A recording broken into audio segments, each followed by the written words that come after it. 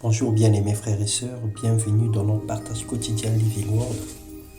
Ce matin, la grâce du Seigneur est sur nous, sa présence nous rassure.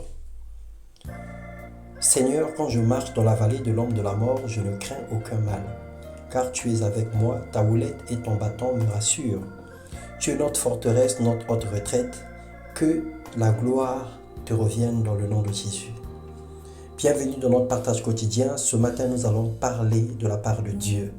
Le thème de notre méditation, c'est la foi fondée sur la puissance de Dieu.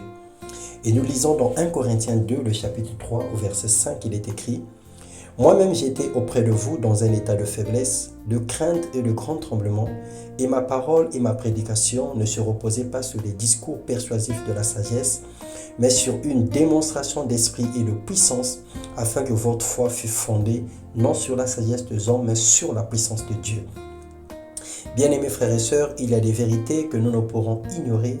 Le monde de ténèbres est super bien organisé.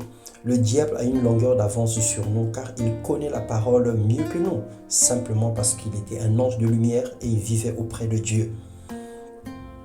C'est un accusateur et il sait comment nous affaiblir en passant par nos manquements et nos faiblesses. Cependant, il y a une chose qu'il ne saisit pas et qu'il ne peut pas comprendre. Il ne peut pas écouter. C'est la prière en esprit, c'est les soupirs inexprimables et la foi d'un chrétien, la foi fondée sur la puissance de Dieu.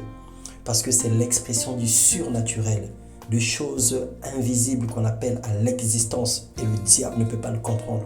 Parce que pour lui, c'est surprenant, c'est du tout à coup. Naturellement, la foi vient de ce que l'on entend et ce que l'on entend, c'est la parole de Dieu.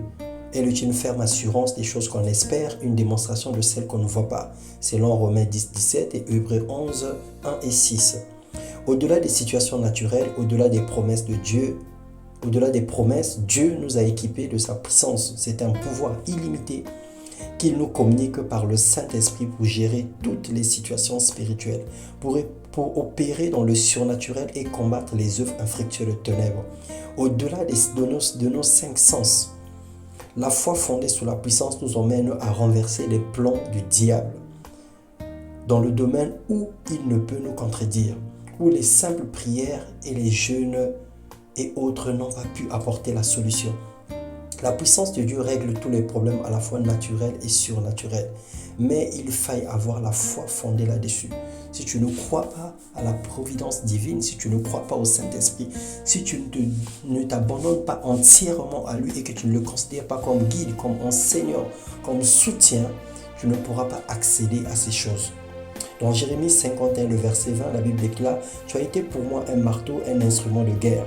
J'ai brisé par toi des nations, par toi j'ai détruit des royaumes. » Le Seigneur a fait de toi un instrument de guerre par sa puissance.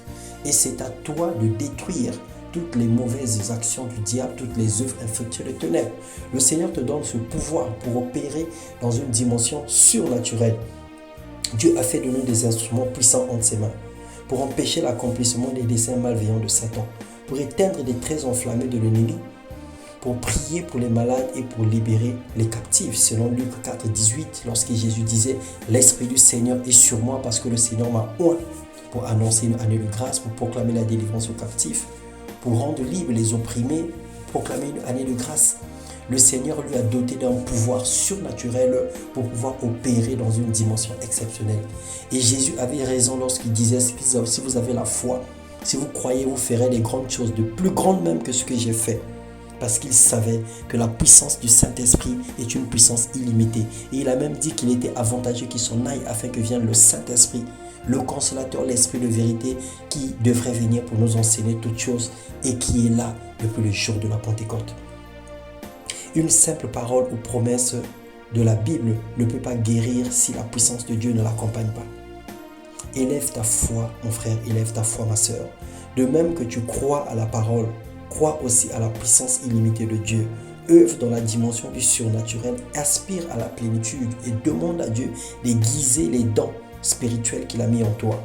Que Dieu nous donne la foi sur lui, la foi sur les promesses, la foi sur la personne du Saint-Esprit, dans le nom puissant de Jésus-Christ. Parce que le diable est un menteur et il nous a toujours malmenés à gauche, à droite. Il nous a toujours fait croire que le Seigneur n'était pas capable de nous emmener dans une dimension exceptionnelle.